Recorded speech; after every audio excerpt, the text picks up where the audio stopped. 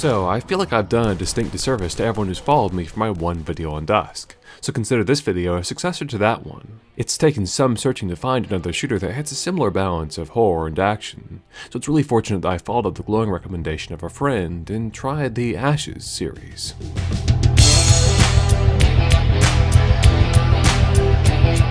And it's an easy recommendation, partly because the games are free and you could rightly close this video right here and go play them for yourself, but also because the combined package represents one of the most impressively put together shooters I've played in the last few years.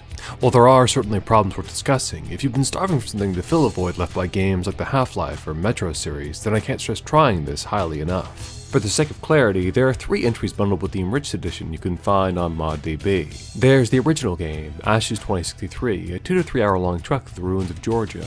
Its fan-made and ultra-hard expansion pack, Dead Man Walking, and the sequel to 2063, Afterglow, which massively expands the scope of the gameplay from a linear series of levels to an open-ended structure complete with hub areas and various factions to work with. This evolving nature is something really felt in the moment, and one of the game's biggest strengths is in its ability to shift effortlessly between different styles. Sometimes a tactical shooter against human opponents in interactive environments that feels like some lost build engine game, sometimes leaning into its Doom origins by facing hordes of projectile-spewing monsters, and on occasion, dialing up the horror elements to such a remarkable degree that it can outpace titles that are solely focused on delivering scares. All this variety can come with some issues, as some of the later episodes veer too far into one type of play at the cost of the others, but there's a remarkable balancing act going on for the most part, especially in 2063 and Dead Man Walking. A constant cycling between these distinct styles of play.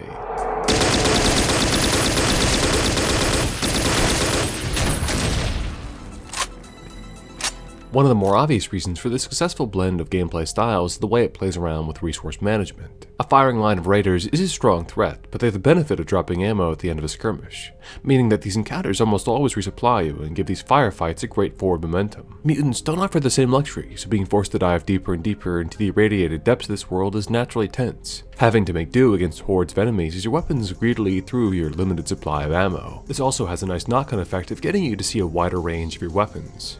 Having 2 pistols might seem a little redundant at first, but they occupy slightly different niches, the revolver dealing higher damage and better at range, while the Glock works great in close quarters environments. The fact that you have to debate these granular differences is a great example of the benefits of resource management, nicely complicating the combat hierarchy and getting you to see value in what can otherwise be a formality for so many FPS arsenals. In most other shooters, the Uzi would totally replace these lower tier weapons, but it expends so much ammo that it ends up being something you'll use surprisingly infrequently. New weapons expanding your range of options, but rarely invalidating each other. It's just one of the reasons that the game is so often able to make its scares so effective. Hard-hitting enemies getting you to waste your precious ammo and making you reconsider what you can and can't make do with. Talking horror and ambience in general, and it'd be hard not to talk about the level design, which strikes a good balance between naturalism and gameplay utility. Levels don't exist purely as abstract combat arenas. A lot of time and attention has been given to make them feel like real places. Like a standout early section where you're coming over the ruins of an old town after dark. It works partly as a claustrophobic challenge that introduces a grim new enemy type, and just as well as an atmospheric glimpse of how far the world has fallen. Clever touches like disguising monster closets as changing rooms and the dingy inner workings of a rundown motel show how nicely you could mask strong mechanical fundamentals under a great aesthetic.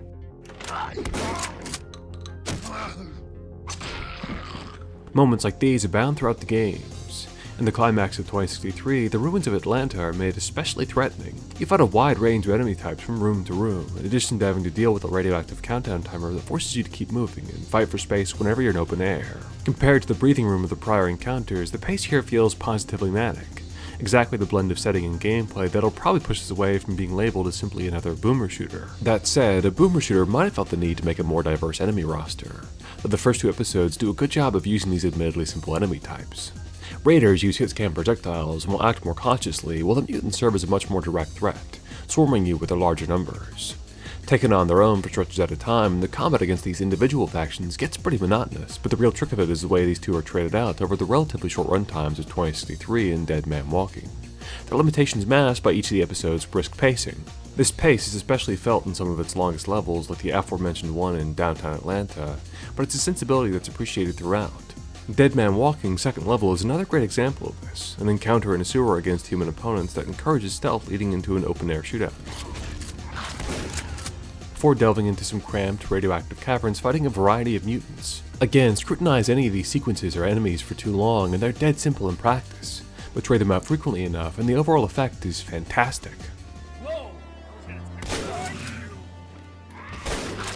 And it's here where I have the unenviable job of talking about Afterglow, which I imagine will be the standout episode for most people. Undeniably impressive for its grander scope, but also far weaker in comparison to those earlier episodes in its moment-to-moment details. Maybe the most obvious feature is its imbalance in its enemy types. Due to the direction of its story, mutants take up far more of the running time than they did prior, and while they're bolstered by some nice additions to their faction, encounters with them quickly grow repetitive. The inclusion of a shield-toting shotgunner and cannibal overlord remedy this somewhat, serving as higher priority ranged threats, but even these new enemies quickly fade together, mostly adding to this faction's biggest problem, that being their behaviors regarding enemy infighting. Lure a mutant into the line of fire of another attacker and you'll cause them to begin fighting one another, all the mutant enemy types turning on each other with a little bit of provocation. Human enemies, in contrast, don't react to friendly fire, meaning that you're forced to properly engage with them, using whatever strategies you can to legitimately pick away groups, and who are unfortunately absent for the bulk of Afterglow's runtime. These shortcomings are exacerbated by level design that all too often allows you to circle strafe around enemies or hide in corners to let them come to you. While the prior episodes occasionally ran into these sorts of problems,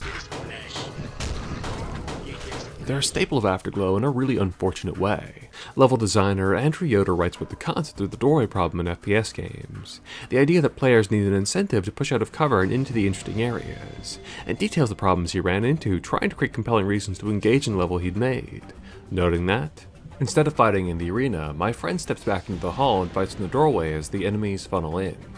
Instead of a dynamic gun ballet of dodge projectiles and swirling destruction, my friend has turned my level into a shooting gallery. Dull, safe, and slow. It's a description that suits a lot of the encounters in Afterglow. Big set-piece shootouts undercut by the fact that you can hide in a corner or exploit gaps in the geometry to kill enemies. This fight in an old laser tag arena feels like a perfect storm for highlighting the limitations of its enemy roster and level design. With its surprisingly tame number of enemies and lack of gamey traps, there's little to unmoor you from a hiding place once you've found a good position. Nothing swarming you from behind to force you to reconsider such a passive approach. In contrast, there's an encounter in Dead Man Walking where you get ambushed by these trash egg enemies, a section that's massively elevated by the fact that there's no good hiding spot, and also have to deal with a second wave of enemies later in the fight. A seemingly mundane encounter, but one that totally outpaces everything in Afterglow with how it encourages you to move and to improvise. These same enemies are used multiple times in ambushes around Afterglow and arguably introduced with a better eye towards atmosphere and presentation. No longer just in some anonymous arena, but part of a stage-long chase against a crazed survivor, or part of a sudden shift towards horror while exploring. That said, these encounters suffer from the same problems of level design, with exploits you can capitalize on to negate the threat of these fights almost entirely. To call back to that same piece by Yoder, I think the earlier episodes are far better about including the sorts of techniques that he identifies as drawing players into the arena, with resources to grab your attention and lure you in, and the inclusion of one-way drops that mean you have to really commit to encounters. I never had much appreciation for the trapdoors of Doom, or the way the new Doom games had boiled down so much of the level design into a series of discrete arenas, but after having played Afterglow, now I think I get it. Failsafes against the most conservative playstyle possible. It may also be one of the side effects of creating such a compelling horror atmosphere. Put such a premium on your resources and it's not terribly appetizing to throw yourself into some of these bigger shootouts.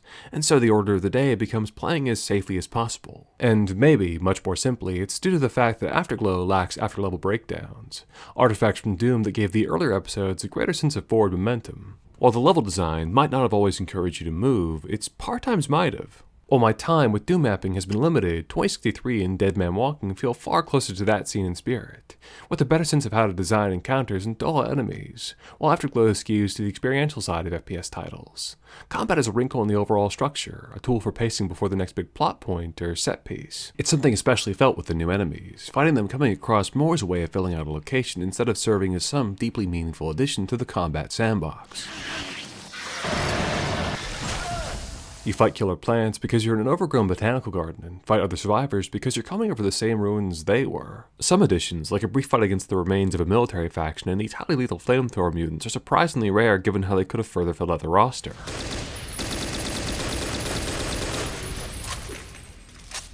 While not necessarily fixing some of the fundamental interactions, they could have been nice ways of complicating the combat, especially in the long mid-game stretches where combat encounters begin to feel especially homogenous. All that said, this is the point where I draw a line between my personal sensibilities and a more measured critique of the game. I could go on about its weapon balancing, the way the end of the game skews toward these complicated scavenger hunts, or some of its questionable set pieces. Like, who asked for this? But I know that this appeal, the side of the game that gets ground down to a fine paste over multiple playthroughs, is exactly the thing that's going to fill the void left by the absence of so many big single-player titles.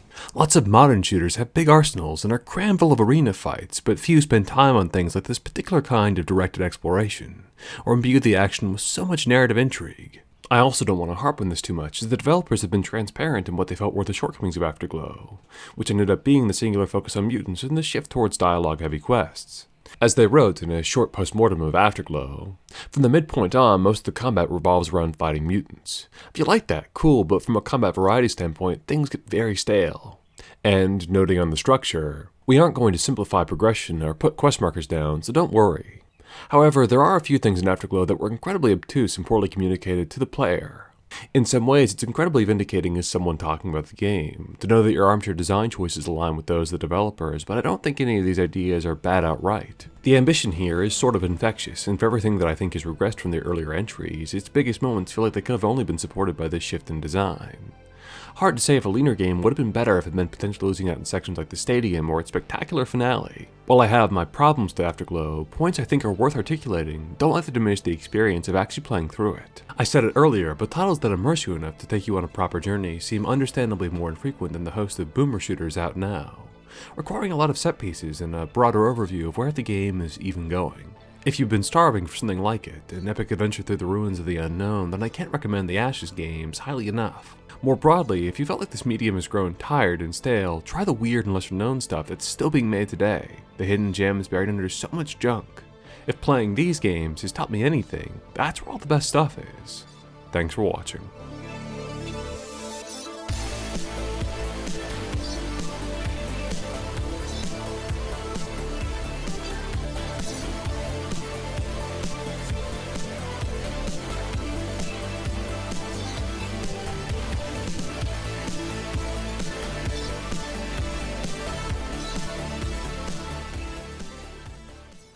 Next time, taking it easy and doing a bunch of recommendations.